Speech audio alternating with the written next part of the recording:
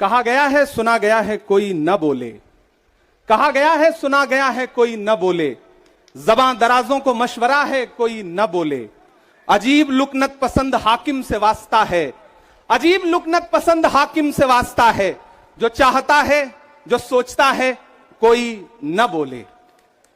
हमारी दाईं तरफ इस सदी का सबसे बड़ा फकीर सोया हुआ है।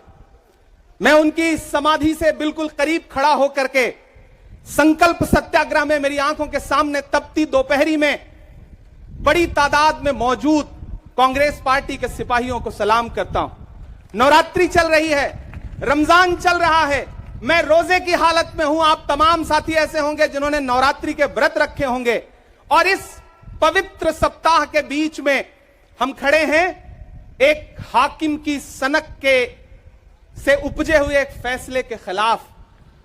दोस्तों, भारत के लोकतंत्र के लिए एक मुश्किल लम्हा है ये। याद करिए, जब हाकिम की सनक की वजह से आप लाइनों में लग करके अपने पैसे बदलवाने के लिए बैंकों के साथियों से विनती कर रहे थे, चरौरी मिन्नत कर रहे थे, तब सबसे बड़ी आवाज बन के कौन बोल रहा था? राहुल गांधी। नतीजा क्या निकला? उनकी एसपीजी सुरक्षा वापस ले ली गई। याद करिए, जब गब्बर सिंह टैक्स लगा करके छोटे व्यापारियों को बर्बाद करने का सपना पाला था इस सरकार ने, तो सबसे मजबूत आवाज बन के कौन बोल रहा था? राहुल गांधी। नतीजा क्या निकला? हजारों करोड़ रुपए खर्च करके उनके पीछे ट्रोल आर्मी लगा दी गई। उनकी इमेज खराब करने के लिए जितने तरीके अपना सकती थी भारतीय जनता पार्टी उसने अपनाया। याद करिए कि जब राफेल के मुद्दे पर, राफेल में हुई लूट के खिलाफ एक अकेला शख्स पूरे देश में खड़ा होकर के चौकीदार से पूछ रहा था कि आपकी चौकीदारी का सवाल है, बताइए सच्चाई क्या है, तब उनके पीछे 55 घंटे उन्हें ईडी के ऑफिस में बिठा करके पूछताछ की गई। मेरे भाई, उस शख्स ने क्या गुनाह किया? क्या कसूर है उनका? उनका कसूर इतना है कि जब देश में नफरतें सर चढ़ करके बोल रही थी तो उस शख्स ने कहा कि मैं भारत जोड़ने के लिए अपने पैर के छालों की परवाह किए बगैर 4000 किलोमीटर चलूंगा। यह कसूर है राहुल गांधी का। यह कसूर है राहुल गांधी का कि वह एक शहीद पिता के बेटे हैं। यह कसूर है उनका। यह कसूर है उनका कि उनकी दादी ने इस देश की मिट्टी के लिए अपने खून का एक एक कतरा कुर्बान कर दिया। यह कसूर है उनका। आज भारतीय जनता पार्टी के लोग हाउस में खड़े होकर के, सदन शुरू होते ही 1 मिनट भी सदन नहीं शुरू हुआ रहता था और खड़े होकर के राहुल गांधी माफी मांगो के नारे शुरू कर देते थे। किस बात की माफी? क्योंकि वो भारत जोड़ रहे हैं, वो लोकतंत्र को बचाने की बात कर रहे हैं। अरे भाजपाइयों, माफी तो आपको मांगनी चाहिए। 15 लाख के झूठे जुमले के लिए माफी मांगो, बढ़ती हुई महंगाई के लिए माफी मांगो, अच्छे दिन के झूठे वादों के लिए माफी मांगो, लोकतंत्र को कुचलने के लिए माफी मांगो, महंगाई के खिलाफ माफी मांगो, 400 का सिलेंडर 1100 रुपए करने के लिए माफी मांगो, 58 रुपए का पेट्रोल 100 रुपए का करने के लिए माफी मांगो, हिंदू को मुसलमान से लड़ाने के लिए माफी मांगो, सिख को ईसाई से लड़ाने के लिए माफी मांगो। माफी तो तुम मांगो।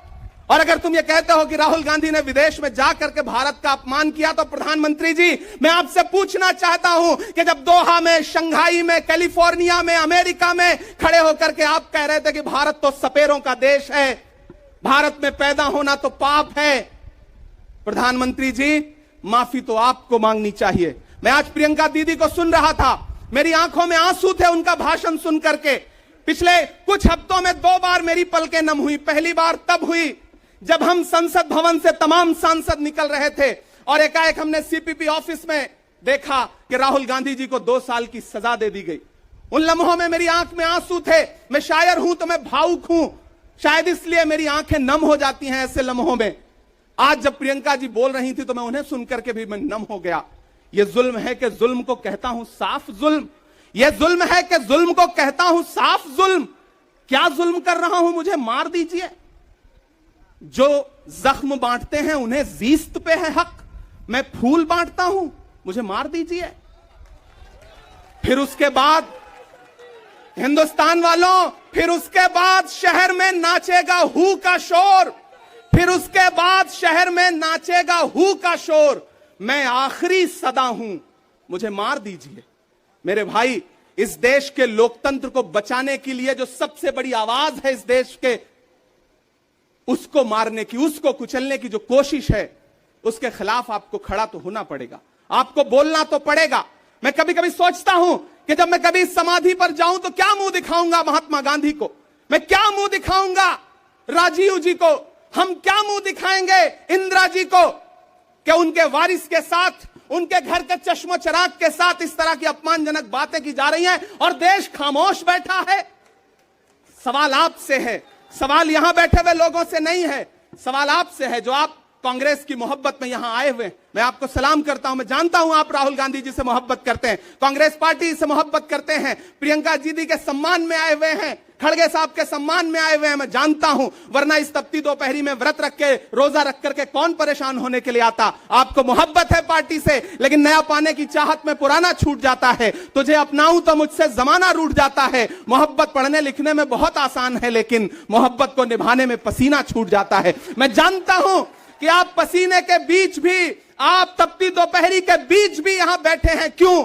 क्योंकि आपके मन में पीड़ा है। आप देख रहे हैं कि लोकतंत्र को किस तरह से कुचला जा रहा है। मेरे भाई, ये एक मुश्किल वक्त है। मैं इस मंच पर खड़ा होकर के, गांधी समाधि के इस मंच पर खड़ा होकर के पूरे देश का आह्वान करता हूं कि अब समय राहुल गांधी के सत्याग्रह का नहीं है। अब राहुल गांधी जी से आगे बढ़ करके देश के एक एक व्यक्ति के ऊपर बात आ गई है। एक ऐसी आवाज जो आपके लिए संसद में बोल रही थी, कसूर क्या था? उन्होंने प्रधानमंत्री जी के भ्रष्टाचारी मित्रों के खिलाफ आवाज उठाई। उन्होंने पूछा कि 20,000 करोड़ रुपया कहां से आया अडानी की कंपनियों में। उन्होंने पूछा कि नीरव मोदी ने, ललित मोदी ने, मेहुल चौकसी ने जो इस देश को लूटा है, उसका जवाब प्रधानमंत्री जी को देना पड़ेगा। अगर प्रधानमंत्री जी इतना कहने से आप राहुल गांधी जी की सदस्यता ले लेंगे तो हम तमाम सांसद तैयार हैं, ले लीजिए हमारी सदस्यता, लेकिन हम रुकने वाले नहीं हैं, हम झुकने वाले नहीं हैं, हम मुसलसल बोलते रहेंगे। मैं हिंदुस्तान के लोगों से कहना चाहता हूं कि हमने सहराओं में हासिल किया आसानी से,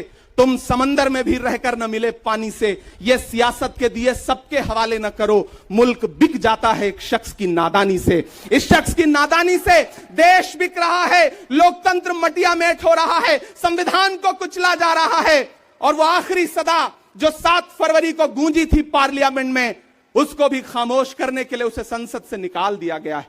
मैं देश से कहना चाहता हूं कि उन्होंने राहुल गांधी जी को संसद से निकाल दिया है। देश सुने इस बात को कि नरेंद्र मोदी जी और उनकी सरकार ने साम दाम दंड भेद इस्तेमाल करके राहुल गांधी को संसद से निकाल दिया है। अब देश के ऊपर फैसला है, उन्होंने संसद से निकाला है। देश के लोगों, राहुल गांधी को अपने दिल में रखो, अपने दिल में बिठाओ, निकलो पूरे देश में, करो सत्याग्रह। देखते हैं इस हुकूमत की तानाशाही में कितनी ताकत है। अगर कांग्रेस का एक एक कार्यकर्ता जो अपने घरों पर कहीं बैठा हुआ है, मैं उससे भी आह्वान कर रहा हूं कि राहुल गांधी से बढ़ करके यह मसला इस देश के लोकतंत्र तक आ गया है, इसे बचाइए। और राहुल जी शायद अपने घर पर होंगे, यहां हम हजारों की तादाद में उनको समर्थन देने के लिए जुटे हैं। मैं तो बस इतना कह रहा हूं कि मेरे भाई, आपको एक बात समझनी है, और वो ये है कि इस मुश्किल वक्त में हमें राहुल जी से यह कहना है कि लहू में भीगे तमाम मौसम गवाही देंगे कि तुम खड़े थे। एक आखिरी नज्म सुना करके मैं आपसे विदा लूंगा कि लहू में भीगे तमाम मौसम गवाही देंगे कि तुम खड़े थे। शहर का सूरज गवाही देगा कि जब अंधेरों की कोख से निकलने वाले ये सोचते थे कि कोई जुगनू बचा नहीं है, तो तुम खड़े थे, तुम खड़े थे। तुम्हारी आंखों के ताकचों में जलती मशालों ने नई मनाजिल हमें दिखाई। तुम्हारे भाई, तुम्हारी बहनें, तुम्हारी माएं, तुम्हारी मिट्टी का जर्रा जर्रा गवाही देगा कि तुम खड़े थे। हमारी धरती के जिस्म से जब हवस के मारे ये सोचते थे कि सियाह जोंकों की तरह चिमटे, तो तुम खड़े थे। तुम्हारी हिम्मत, तुम्हारी अजमत और इस्तकामत तो वो हिमालय है कि जिसकी चोटी तलक पहुंचना न पहले बस में रहा किसी के, न आने वाले दिनों में होगा। सो आने वाली तमाम नस्लें गवाही देंगी कि तुम खड़े थे, कि तुम खड़े थे। हम तमाम लोग, मैंने कहा ना, बहुत सारे लोग यहां व्रत रख करके आए हुए हैं, मैं रोजे से हूं। हम तमाम लोग इस देश के लोकतंत्र को बचाने के लिए राहुल गांधी जी के साथ अलल ऐलान खड़े हैं, खड़े रहेंगे और एक एक सांस तक उनके साथ खड़े रहेंगे। ये हमारा राहुल गांधी जी से वादा है। जिसे खौफ नहीं है मुरझाने का, हम उस गुल के साथ खड़े हैं। कैसा भी दौर आए, लेकिन हम राहुल के साथ खड़े हैं। कल भी खुलकर साथ खड़े थे, आज भी खुलकर साथ खड़े हैं। कैसा भी दौर आए लेकिन हम राहुल के साथ खड़े हैं। शुक्रिया।